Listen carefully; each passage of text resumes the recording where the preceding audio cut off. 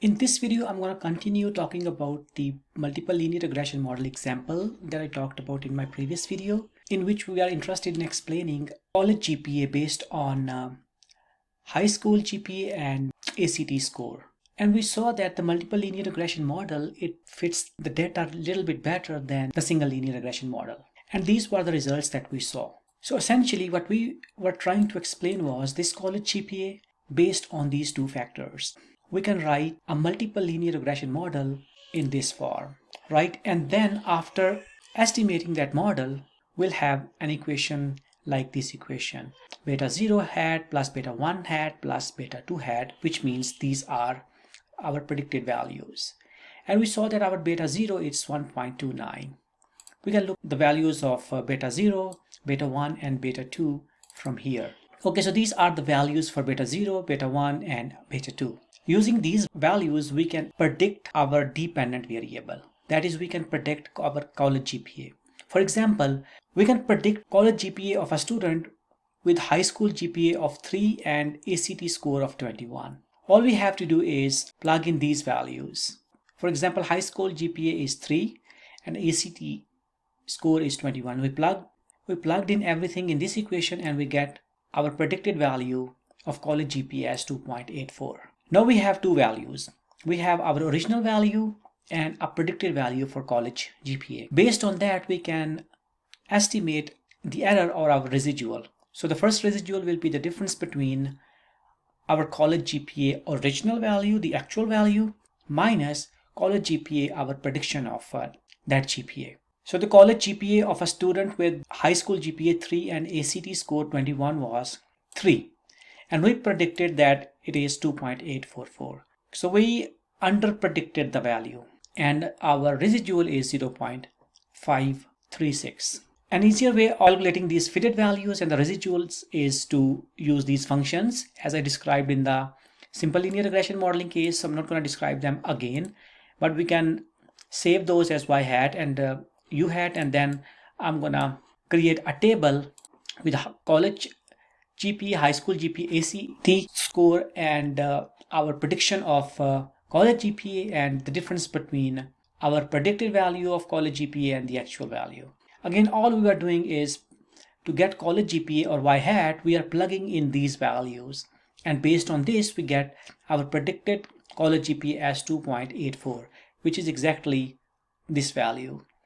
And residual is 0.155, which is the difference between college GPA original minus our predicted college GPA. 3 minus 2.84, 3 minus 2.84, and that should give you 0.55. So this is how we calculate u hat. We keep on plugging these values in this equation to get y hat and u hat. And that's how you get predicted values and the residuals. Okay, so here's another example of a multiple linear regression model. And this example is the extension of the model that we saw in the simple linear regression modeling case, where we were interested in explaining wages in terms of education. So when I use this data wage 1 and our multiple linear regression model, it will include education, experience, and tenure in the regression equation. So I'm going to save these x and y variables. So first, let me show you what happens if we regress wages only on education. So in this case, our model is log level.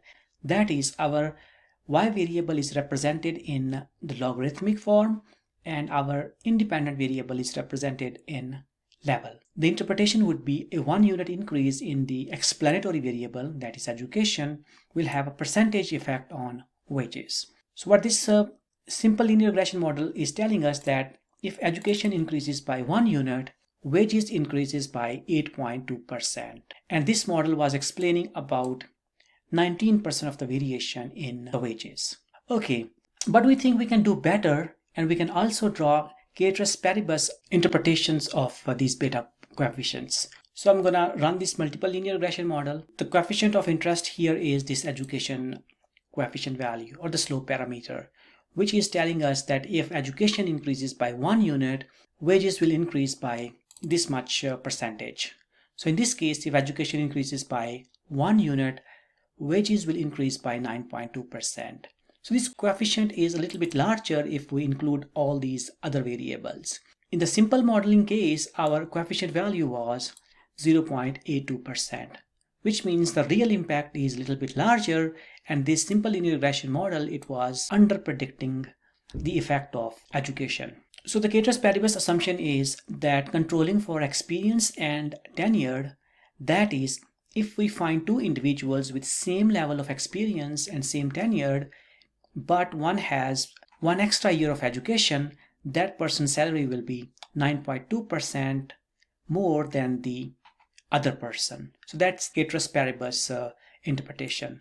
Also note that education alone explains about 19% of the variation in the wages, but these three variables together, they explain about 32% of the variation in wages. So it seems like this multiple linear regression model is a little bit better than the simple linear regression model. Next, you're going to work with this example and you are going to come up with some residuals and fitted values. In the next video, I'll talk about multiple linear regression model and the partial out effect.